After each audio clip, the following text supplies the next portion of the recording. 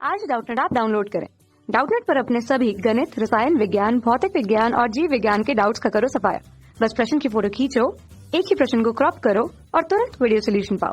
अभी डाउनलोड करें। प्रश्न दिया है हमें कि कारण सहित हमें समझाना है कि यंग के द्वितीयक के प्रयोग में फ्रिंज की चौड़ाई पर क्या प्रभाव पड़ता है यदि हम एक वर्णी प्रकाश स्रोत को श्वेत प्रकाश स्रोत से प्रतिस्थापित कर देते हैं।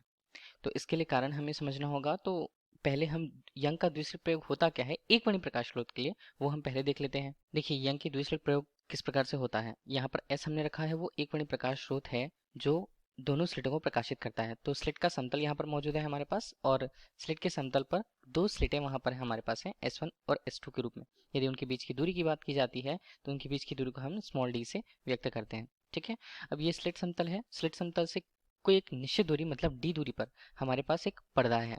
पर्दा जहाँ व्यतिकरण प्रतिरूप हमें प्राप्त होता है या फ्रिंज हमें प्राप्त होते हैं। तो देखिए जब एक वर्णी प्रकाश स्रोत से दोनों स्लिटें यदि प्रकाशित की जाती हैं, ठीक है, तो दोनों स्लिटें एक तरह से कला संबद्ध स्रोत की तरह कार्य करती हैं, जिसमें से निकलने वाली तरंग किसी एक बिंदु पर यदि मिलती हैं जहां पर उनके पथांतर का मान शून्य होता है, वहां पर हमें क्या मिलता है, वहां पर हमें मिलता है केंद्रीय फ्रिंज। ठीक है, ये तो सामान्य तौर पर बात हुई। और इसी तरह हम देखिए इस केंद्रीय फ्रिंज से ऊपर की तरफ जाएं या नीचे की तरफ जाएं, धीरे धीरे तीव्रता का मान कम होने लगता है और एक ऐसी बिंदु आती है जहां पर तीव्रता का मान न्यूनतम होता है या तीव्रता का मान शून्य होता है।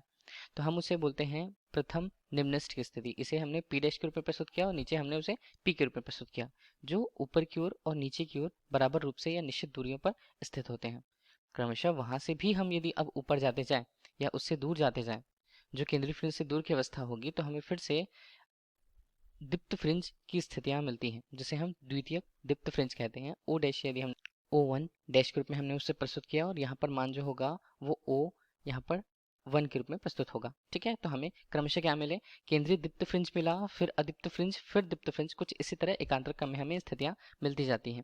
और उसके लिए यदि हमने फ्रिंज की चौड़ाई की बात करी है तो फ्रिंज की चौड़ाई को बीटा से व्यक्त किया जाता है। जैसे फ्रिंज की चौड़ाई हम किसे कहते हैं, दीप्त फ्रिंज प्रतीक दीप्त फ्रिंजों में एकांतर क्रम में उपस्थित दीप्त फ्रिंजों या अदीप्त फ्रिंजों के बीच की जो दूरियां होती हैं उन्हें हम फ्रिंज की चौड़ाई के द्वारा व्यक्त करते हैं। ठीक है, तो इसे क्या लिखा जाएगा, लैम्डा कैपिटल डी अनुपात स्मॉल डी के रूप में। ये हुआ, ये स्थिति हमारे पास हुई एक वर्णी प्रकाश स्रोत के लिए, जब वो जो स्लिटें हैं यंग के द्विस्लिट के प्रयोग में स्लिटें एक वर्णी प्रकाश स्रोत से प्रकाशित होती हैं। अब जैसा कि प्रश्न में कहा गया है कि यदि हम श्वेत प्रकाश से उसे प्रतिस्थापित कर देते हैं, एक वर्णी प्रकाश स्रोत के लिए यदि बात की जाती थी तो फ्रिंज की चौड़ाई की जो लैम्डा यहाँ पर होता था, उस एक वर्णी प्रकाश स्रोत के लिए उसका तरंग दैर्ध्य हुआ करता था, तरंग दैर्ध्य। अब जैसा कि हमें कहा गया है कि श्वेत श्वेत प्रकाश वहां पर प्रतिस्थापित किया गया। श्वेत प्रकाश को जानते हैं हम क्या होता है, वो 7 रंगों से मिलकर बना होता है और 7 रंगों की सूचियां हम यदि यहाँ पर बना देखिए हमने 7 रंगों की सूचियां यहाँ पर बना दी हैं, जो क्रमशः बैगनी से शुरू होकर के लाल रंग तक की होती हैं। तो यदि हम केंद्रीय फ्रिंज की बात करें तो केंद्रीय फ्रिंज जो है, केंद्रीय चमकीली फ्रिंज की स्थिति सभी रंगों के लिए, सभी रंग यहाँ से जो होती हैं वो एक बिंदु पर यदि मिलती हैं जहाँ तीव्रता उनकी अधिकतम होती है, तो सभी रंगों के लिए केंद्रीय फ्रिंज की स्थिति एक ही बिंदु पर होती है। ठीक है, जिसे हम केंद्रीय बिंदु पर कहते हैं। और यह केंद्रीय फ्रिंज जो है अब क्या होगा, प्रकार ये कौन से रंग का होगा, ये श्वेत प्रकाश का होगा। ठीक है, इसे हम बोल सकते हैं 7 रंग का बना हुआ, तो केंद्रीय फ्रिंज यहाँ पर श्वेत रंग की होती है।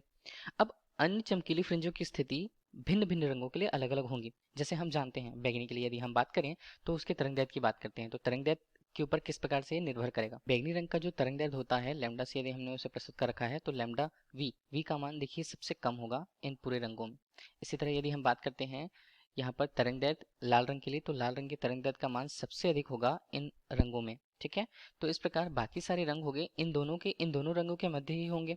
अब देखिए यदि हमने फ्रिंज की चौड़ाई का सूत्र वहां पर लिखा है, तो फ्रिंज की चौड़ाई बीटा वो किसके ऊपर निर्भर करती है, वो प्रकाश के लिए उसके तरंगदैर्ध्य पर निर्भर करती है सीधे सीधे।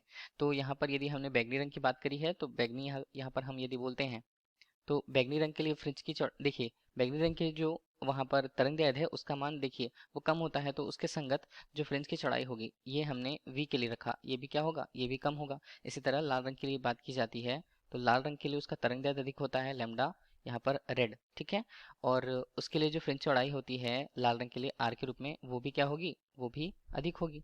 ठीक है, क्योंकि हम देख रहे हैं कि तरंगदैर्ध्य का मान लाल रंग के लिए सबसे अधिक है। इस प्रकार से हमें अलग अलग रंगों के लिए उनके लिए उनकी चौड़ाइयाँ अलग अलग मिलेंगी। देखिए हमें यदि मिल रही है चमकीली फ्रिंज, चमकीली फ्रिंज यहाँ पर देखिए ये तो अदीप्त फ्रिंज की स्थिति है। यदि ये चमकीली फ्रिंज की स्थिति है तो चमकीली फ्रिंज की स्थिति पर हमें अभी भी श्वेत प्रकाश ही दिखाई देता है, लेकिन अलग अलग दूरियों के सापेक्ष उनके तरंगदैर्ध्य के संगत उनकी फ्रिंज चौड़ाई का मान भी अलग अलग होता है।